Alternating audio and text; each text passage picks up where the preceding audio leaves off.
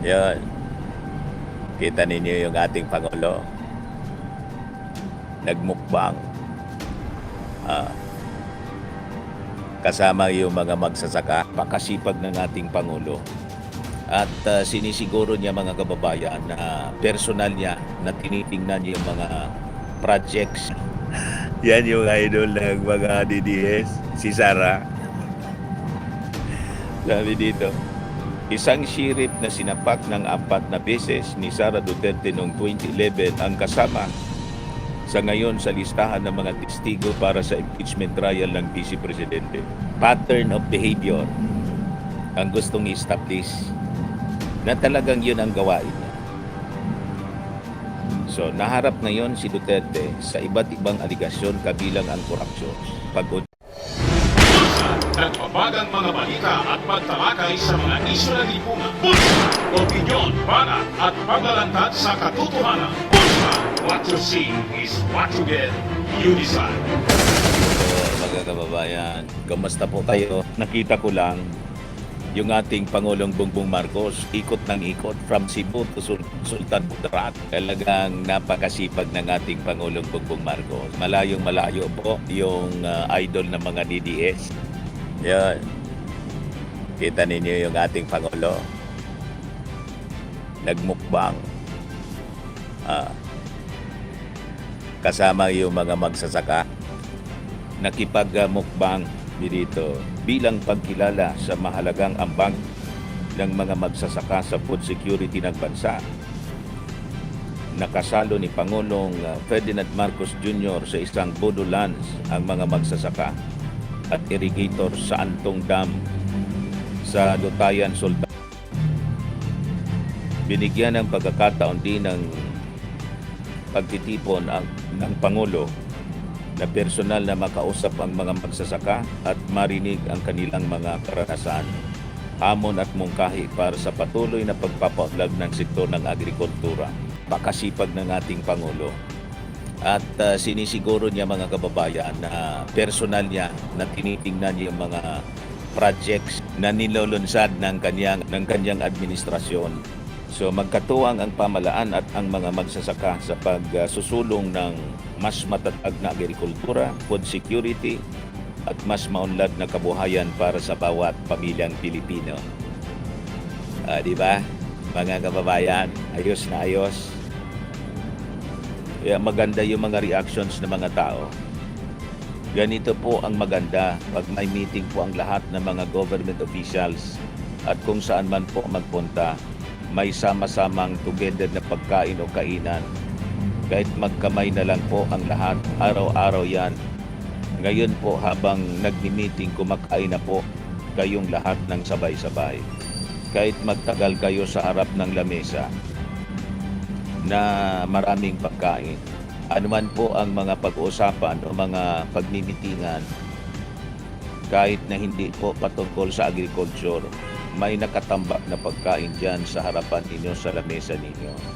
Masasarap na pagkain, mga kulay, adobo, litson, mga inihaw na isda. Yun ang yun ang ginagawa ng ating Pangulo para pag kasi kasalamuha mo mismo yung mga magsasaka, lalo silang na-inspire. Di ba? Sinisipagan nila masyado. Kasi importanteng makita sa isang leader yung totoong concern nila sa mga magsasaka. Yun ang ginagawa ng ating Pangulo. Meanwhile, yan yung idol ng mga DDS, si Sara. Sabi dito, isang sheriff na sinapak ng 4 na beses ni Sara Duterte noong 2011 ang kasama sa ngayon sa listahan ng mga testigo para sa impeachment trial ng Vice Presidente. Gamitin ng House Prosecution Team ang insidente noong demolition sa Davao City para ipakita umano ang pag-ugali ni Duterte na gumamit ng dahas. So, yung pattern ng behavior po. Kaya yung mga reactions ng mga DDS nang makita na gagamitin ng prosecution, galit na galit yung mga DDS, mga kababayan. Ano nga yung koneksyon? Ano anya yung koneksyon? Bakit gagamitin? Mayor yon. gusto nilang establish yung pattern ng behavior. Di ba? Kahit yung yung yaman, yung SALN, bakit 2006 yung simula ng gustong makuha ng prosecution? Kasi gusto nila tingnan magkano lang ba yung yaman ni Sara Duterte nung magsimula sa politika. Yun ang gustong establish. Di ba?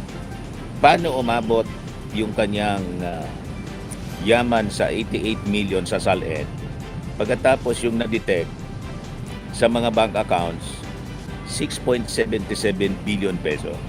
Yun ang hindi naintindihan ng iba, lalo ng mga DDS. Ayaw nila yung tingnan. Siyempre, gusto ninyong itago. Di ba? Yun ang gustong establish, yung pattern ng behavior and history ng financial records ni Sara Duterte. Tama pa?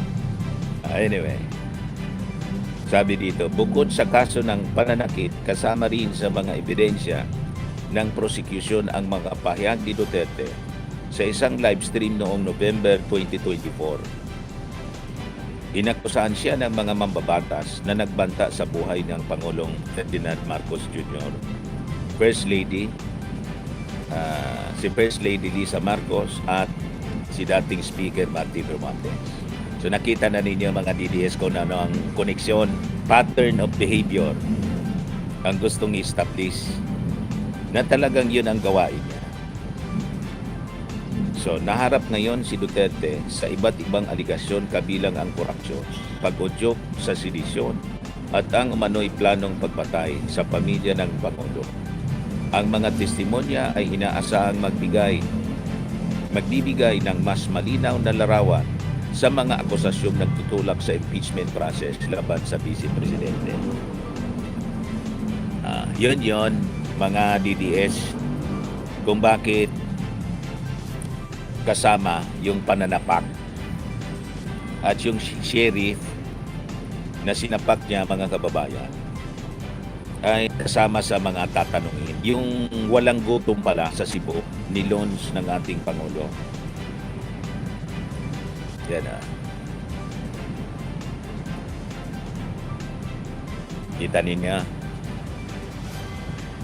Sabi dito, mas malaking kita para sa magsasaka, mas masustansyang pagkain para sa pamilya.